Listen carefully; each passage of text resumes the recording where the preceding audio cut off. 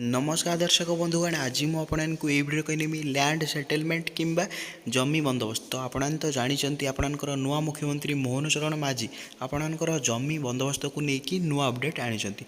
मुझे आपन को संपूर्ण भिडियो कहि जे आपने जदि निज नाम जमी नाल आपने केमी हैरान होती। तो आपण को मुझे नौ जदि आपण ना जमी नाल आपने तो समस्ते जानते भाई भाई भितर संपर्क भांगी जाऊँगी कि आपण पड़ोशी घर सहित आपणकर भी झगड़ा हो जाऊँगी। आप ना जमी नई आपणकर झगड़ा होेतु जना पड़ पारना जे ये जमीटा एक्चुअली कार। तो मुझे आपको संपूर्ण डिटेल कहनेबी जमी को लेकिन आपणकर श्री मोहन चरण माझी नुआ अपडेट कौन रखिंट ता सहित आपण तो जानते आपणकर जमी बहुत आपणकर दरकार आपणकर ये हूँ लैंड आपणकर बहुत प्रकार आपणकर पीएम किसान होगला आपणकर सीएम किसान होगला आपणकर जिते प्रकार आपणकर भी हो आपने रेसिडेंट सर्टिफिकेट बनातु कि इनकम बनातु आपणकर जमी पट्टा सब बेले निहाती गुरुत्वपूर्ण अटे। तो जमी पट्टा को लेकिन नुआ अपडेट कौन रही मुझे आपको संपूर्ण डिटेल कहबी। तो वीडियो को आपने जमा भी स्किप करेंगे ना जब आपण ना भी आपने जमी करने चाहते तो ये भिडियोटा खास करके आपण चलतु डेरी नक वीडियो को स्टार्ट कर नौ। तो आप देखते तले मुझे देखे नौ ये हूँ आप लाटेस्ट न्यूज।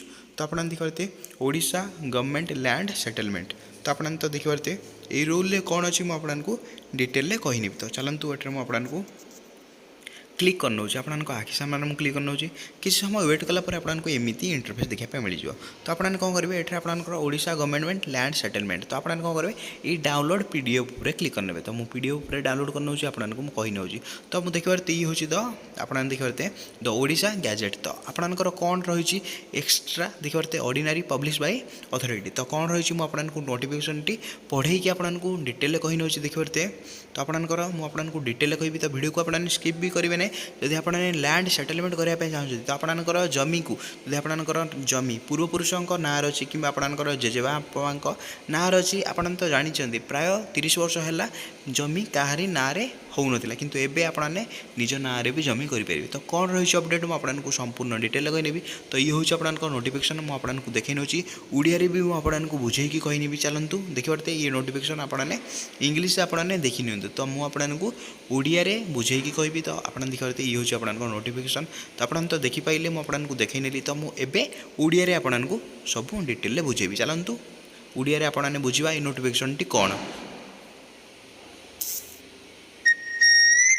तो दर्शक बंधुगण से मु नोटिफिकेशन टी गूगल ट्रांसलेट रे पकई सारापर आप देखते मोर ट्रांसलेट होगला मुझे डिटेल कही नौ। तो देखते आपको पढ़ी नौ असाधारण देखते प्राधिकरण द्वारा प्रकाशित। तो आप देखते होगला आपंकर नंबर एठार आपंकर 2386 कटक। आप देखते डिसेम्बर 13 तारीख दिन एठार आपंकर 2024। तापर आपंकर देखते मुझे डिटेल कही नौ। तो आपंकर एठार आपने डिटेल देखिए मुझे कही नौ कारण आपंकर गूगल जेहेतु ट्रांसलेट करुँची किसी अर्थ आपंकर एठे भूल रे भी टाइपिंग हो जाऊँगी। तो आपने देखुए मुझे इंग्लीश सहित ओडिया पूरा कंपैरिजन करके कहि आपने सबकि बुझीपारे। तो देखिए ये आपंकर मार्गशीर आपंकर देखिए 22 आपंकर होता 1946 आपंकर राजस्व एवं विपर्यय परिचालना विभाग विज्ञप्ति प्रकाश पाई माने आपंकर नोटिफिकेशन टी आपंकर कटक रे आपंकर प्रकाश पाई आपंकर केबे प्रकाश पाई डिसेम्बर 13 तारीख दिन 2024 मार्गशीर 22 तारीख दिन प्रकाश पाई कहुच्छी। तो आक्ट आप देखते 1946 राजस्व एवं विपर्यय परिचालना बोली कहुच्छी। तो क्लीयर है आपने सहित मुझे कही नौ ये आक्ट आपंकर कौन सब होता मुझे डिटेल कही नौ 12 डिसेम्बर 2024। तो आपने देखते तो ये हूँ आपंकर 12 डिसेम्बर 2024 कौन लैंड सेटलमेंट कौन राशि मुझे कही नौ। तो देखते SRO नंबर आप देखते 660 एटा 2024। तो आपको को संशोधन करने को केतेक नियमर ड्राफ्ट रही। तो नियमर कौन ड्राफ्ट रही मुझे कही नौ। तो डिटेल कहि। तो देखते आपने आपको कही नौ ओडिशा सरकारी स्थायी विदेशर नियम एठार आपंकर 1983 जहाँ राज्य सरकार का प्रस्ताव देइचंदी। कौन प्रस्ताव देइचंदी मुझे कही नौ धारा 8 सेटा सरकारी जमीर एक आलोचना होइतबा पोजर व्यायाम करंतु बोली कहुच्छी। तो आपने तो जानीपारे सहित कौन रही मुझे डिटेल कही नौ समाधान कार्य 1962 ओडिशा आक्ट 1962 आप देखते मुझे देखे नौ 1962। तापर आपंकर ओडिशा आक्ट 33 एठारे सब ଅଧୀନରେ ଆବଶ୍ୟକ ଅନୁଯାୟୀ ପ୍ରକାଶିତ ହେଲା। ସର୍ବପ୍ରଥମେ ରହିଥିବା ସମସ୍ତ ବ୍ୟକ୍ତିଙ୍କ ସୂଚନା ପାଇଁ ବିଭାଗର ବିଭାଗ 1 ଏବଂ ବିଜ୍ଞପ୍ତି ଏଠାରେ ଦିଆଯାଇଛି। କୁହାଯାଇଛି ଯେ ଏହା ଉପରେ କିମ୍ବା ପରେ ବିଚାରକୁ ନିଆଯିବ ବୋଲି କୁହାଯାଉଛି। ଏହି ବିଜ୍ଞପ୍ତିରେ ପ୍ରକାଶନ 30 ଦିନରେ ସମାପ୍ତି ହେବ ବୋଲି କୁହାଯାଉଛି। ଯେଉଁ ଆପଣଙ୍କର ନୋଟିଫିକେସନଟି ବାହାରିଛି ଆପଣଙ୍କର 30 ଦିନ ଭିତରେ ଏକ୍ସପାୟାର କରିଯିବ ବୋଲି କୁହାଯାଉଛି। ତାପରେ ଆପଣଙ୍କର ଓଡ଼ିଶା ଗ୍ୟାଜେଟ୍ ଯେକୌଣସି ଆପତ୍ତି କିମ୍ବା ପରାମର୍ଶ ଯାହା ସମ୍ମାନର ସହିତ ଗ୍ରହଣ କରାଯାଇପାରେ ବୋଲି କୁହାଯାଉଛି। ତା ସହିତ ଉପରୋକ୍ତ ଅବଧି ସମାପ୍ତ ହେବାର ସମାପ୍ତି ପୂର୍ବରୁ କୁହାଯାଇଥିବା ଡ୍ରାଫ୍ଟ ରାଜ୍ୟ ଦ୍ୱାରା ବିବେଚନା କରାଯିବ ବୋଲି କୁହାଯାଉଛି। ମାନେ ଯାହା ବି ଆପଣଙ୍କ ନୋଟିଫିକେସନ୍ ଆସିଛି ତାହା ଆପଣଙ୍କର ବିବେଚିତ ହେବ ବୋଲି କୁହାଯାଉଛି ବୋଲି ଏଠାରେ କୁହାଯାଉଛି। ତା ସହିତ କ'ଣ ରହିଛି ମୁଁ ଆପଣଙ୍କୁ ଡିଟେଲରେ କହିନେଉଛି। ରାଜ୍ୟ ଦ୍ୱାରା ବିବେଚନା କରାଯିବ। ସରକାର ଡ୍ରାଫ୍ଟ ଏଠାରେ ଆପଣଙ୍କର କ'ଣ ରହିଲା 1 ନମ୍ବର ସଂକ୍ଷିପ୍ତ ଟାଇଟେଲ୍ ଏବଂ ଆରମ୍ଭ।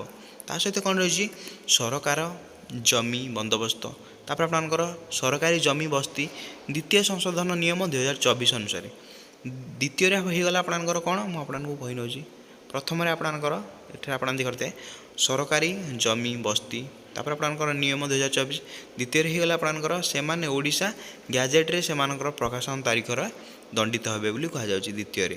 ତାପରେ ଆପଣଙ୍କର ଥାର୍ଡ଼ରେ ଏଠାରେ ଆପଣଙ୍କର ଦ୍ୱିତୀୟରେ ପୁଣି ଓଡ଼ିଶା ସରକାର ସେଟଲମେଣ୍ଟ ନିୟମ ଅନୁଯାୟୀ 1983 ଏଠାରେ ହେରଫେର ଭାବରେ କୁହାଯାଏ। ତ କ୍ଲିୟର ହେଲେ ତାପରେ ଆପଣଙ୍କର କୁହାଯାଇଥିବା ନିୟମ ଉପନିୟମ 1ରେ କୁହାଯାଇଥିବା ଧାରା DDରେ ଆଇଟମ୍ 2 ପାଇଁ ନିମ୍ନଲିଖିତ ଆଇଟମ୍ ବଦଳାଯିବା କଥା ବୋଲି କୁହାଯାଉଛି। ତ ଏଠାରେ ଆପଣ ଦେଖିପାରୁଥିବେ। ତାପରେ ଆପଣ କ୍ଲିୟର ହେଲେ ମୁଁ ଆପଣଙ୍କୁ କହିନେଉଛି ଯଥା ଏକ ବିକାଶ ପ୍ରାଧିକରଣ କିମ୍ବା ଆଞ୍ଚଳିକ ଉନ୍ନତିର ଅଧିକାର କ୍ଷେତ୍ର ବିଶ୍ୱାସ କିମ୍ବା ଆପଣ ତ ଜାଣିପାରିଲେ ବିଶ୍ୱାସ କିମ୍ବା ତା ସହିତ କ'ଣ ରହିଛି ମୁଁ ଆପଣଙ୍କୁ କହିନେଉଛି।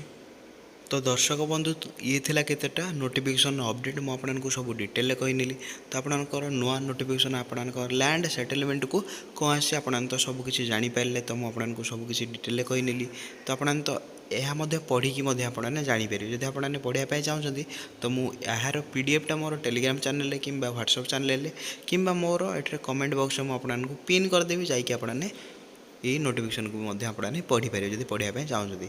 ଯଦି ଆପଣଙ୍କୁ ଭିଡ଼ିଓଟି ଭଲ ଲାଗିଲା ତାହେଲେ ଆପଣମାନେ କ'ଣ କରିବେ ଭିଡ଼ିଓକୁ ଲାଇକ୍ କରିବେ। ଯଦି ଆପଣମାନେ ଚ୍ୟାନେଲରେ ନୂଆ ଆସୁଛନ୍ତି ଚ୍ୟାନେଲକୁ ସବସ୍କ୍ରାଇବ୍ କରିକି ବେଲ୍ ଆଇକନକୁ ଅଲ୍ ପେ ପ୍ରେସ୍ କରିଦେବେ ଏମିତିକା ତାକି ନୂଆ ନୂଆ ଭିଡ଼ିଓ ଆପଣମାନେ ସବୁଠାରୁ ଆଗରେ ଦେଖିବା ପାଇଁ ଚାହୁଁଥିଲେ। ତ ଭିଡ଼ିଓଟି ମୁଁ ଏଇଠି ଏଣ୍ଡ କରିନେଉଛି। ଜୟ ଜଗନ୍ନାଥ।